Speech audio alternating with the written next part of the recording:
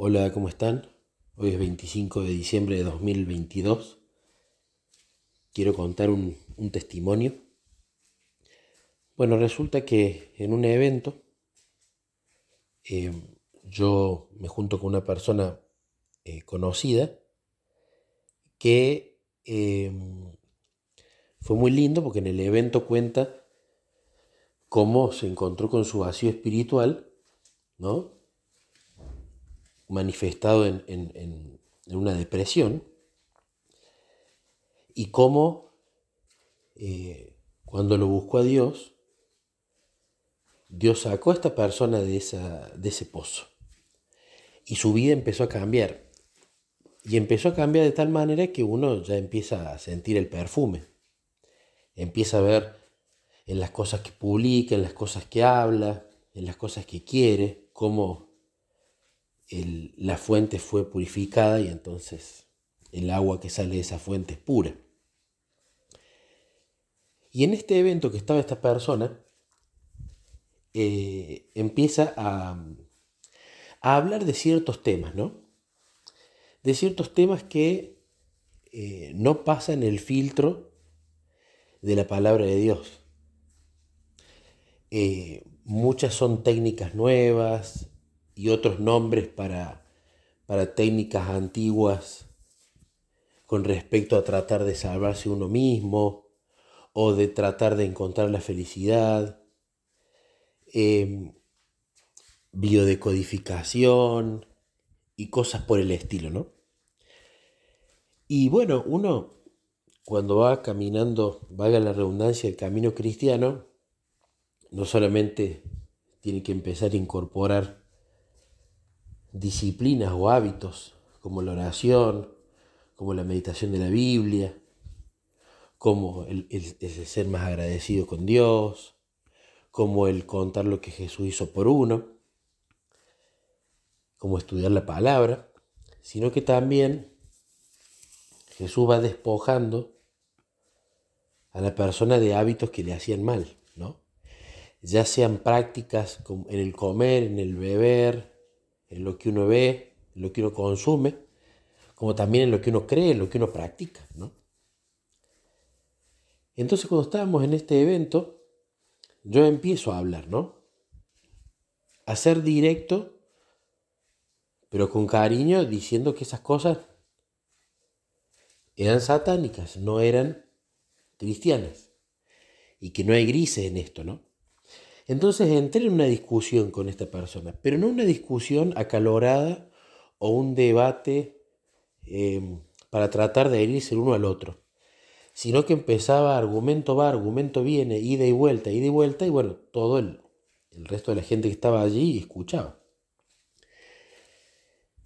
Y bueno, como que en algún punto yo pensaba y hablaba con Jesús mientras estaba en ese lugar y decía, yo me tendré que callar la boca, tendré que hablar, si dice algo que está mal lo tengo que corregir o simplemente hablo cuando me pregunten. ¿Cómo tengo que hacer, Jesús? Porque no quería yo cruzar la línea en la cual es Nicolás Bertó el que está tratando de eh, argumentar, o cuando es Jesús a través del Espíritu Santo el que quiere llegar al corazón de esa persona. Bueno, se calmó la discusión, continuamos hablando de otras cosas y después volvió con este tema, ¿no? Y el por qué yo era tan cerrado en que solamente lo que dice Dios y no experimentar otras cosas o no ver si hay otras cosas que le hacen bien a la gente. Y bueno, yo en general siempre he sido una persona cerrada, rígida, ¿no? Pero bueno, así como lo colérico de Pablo Jesús lo transformó en ímpetu para su obra, yo creo que en lo cerrado que yo he sido, Jesús lo ha transformado en delimitar lo que yo voy a creer y pasar y poner como un filtro mosquitero en eso, cosa de que todas las cosas que vayan a entrar a mi vida yo las pase por el filtro de lo que conozco hasta el día de hoy de la palabra, y que si pasan el filtro, bueno, las recibo bien, y si no pasan el filtro, automáticamente rechazado. Y entonces ahí continuamos con la discusión y empezaba argumento más, argumento viene, ¿por qué lo paso por el filtro de la palabra? ¿Por qué creo en la palabra? Y esta persona que viene buscando a Dios y que veo las grandes transformaciones que está haciendo en su vida, como que está en una vereda del frente. Sí, Jesús, sí, la Biblia, pero también otras cosas, ¿no? Entonces, bueno, terminó el evento, nos saludamos y nos fuimos. Y a los pocos días me escribe esta persona. Durante esos días yo había tenido charlas con Jesús tratando de entender si había obrado bien, si había obrado mal, si está bien que si el otro habla yo tratar de corregirlo o no, si es algo que es satánico o si lo que tengo que hacer es, si me piden opinión, opino. Si está bien, digamos, ayudar a que el otro vea que está en lo incorrecto o no, o eso lo hace él.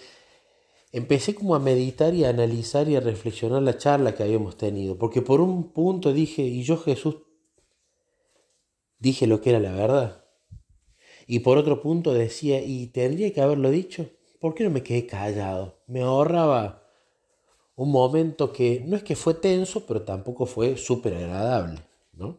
Todo el tiempo. Y la cuestión es que a los pocos días en que yo venía charlando de Jesús con esto, y a los pocos días de ese evento, esta persona me escribe. Me escribe que había tenido un sueño. Y haciendo un paréntesis, yo no soy una persona que bloquea que Dios nos habla también a través de sueños, ¿no? Elena dice en El Camino a Cristo, página 92, que Dios nos habla a través de la naturaleza, la revelación, la providencia y la influencia de su Santo Espíritu.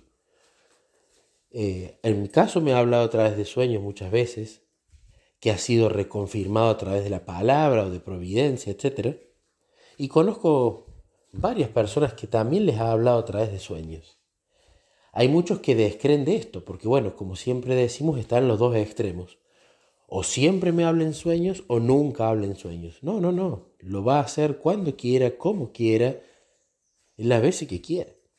No limitemos el poder de Dios por nuestra incredulidad, como les pasó a los israelitas, de lo cual habla Elena en Patriarcas y Profetas. Limitaron, por su incredulidad, dice ella, limitaron el poder de Dios. Cerramos paréntesis. Entonces ella me cuenta un sueño, no vamos a dar los detalles, esta persona me cuenta un sueño, y que era un sueño feo. Era un sueño feo, era un sueño que daba miedo, era un sueño que daba terror, era un sueño que advertía. Y cuando ella se levantó, esta persona se levantó con agitación, se levantó con nervios, ¿no? Y cuando se levanta, se le viene esa impresión a la mente de mi persona y lo que yo le había dicho. Es decir, salí de ahí. Hacele caso a lo que te dijo Nicolás. Y justamente, esta persona no me había contado en esta reunión, pero yo había hablado en la reunión también, que no sé por qué lo saqué al tema, pero sí, lo quise sacar como ejemplo. Ahora veo de dónde vino. Del hecho de el peligro de los mantras que se repiten y se repiten y se repiten, cómo eso funciona o lo usa Satanás para entrar a la mente de la persona, o el peligro de las meditaciones trascendentales en total contraste con la meditación bíblica, ¿no? Y esta persona, sin decírmelo, estaba empezando a incursionar en estas cosas. Ya estaba a la mitad de esas incursiones, de cursos con respecto a esto, y viene a tener este sueño. Entonces cuando se levanta y tiene esta impresión de hacerle caso a Nicolás, tiene razón, acordate lo que te dijo. Entonces esta persona me contacta, me cuenta el sueño y por un lado me puso muy contento por esta persona porque definitivamente va a desechar toda práctica de este tipo. Segundo, porque en reemplazo de esas prácticas de ese tipo va a comenzar a practicar, a aspectos más bíblicos, ¿no? Incluyendo la palabra. Y tercero, me pone contento porque fue la respuesta a mi oración de si estuvo bien hablar o había que callarse la boca. Y bueno, estuvo bien hablar. ¿Fue placentero hablar? Siempre es placentero hablar de las cosas de Dios. Genera una sensación muy especial. Pero también en este momento, por momentos, me sentía incómodo, ¿no? Pero con la convicción de que, bueno, no estás diciendo nada que esté mal y no estás simplemente tratando de tener la razón, sino que estás tratando de ayudar. Así que, bueno, cuento este testimonio para la gloria de Dios, porque me pone contento esta persona a quien quiero mucho, que Dios le haya advertido sobre esto y que me haya podido usar para que no se metan esas cosas raras, ¿no? Que cuando uno empieza a tomarse más de la mano del Salvador, el enemigo empieza a sembrar engaños para que uno sea parte del camino. Y también me pone contento porque es una lección que cuento para que me sirva tanto a mí como a la persona que escuche, de si bien hay que encontrar tiempos y momentos para hablar, no hay que callarse la boca.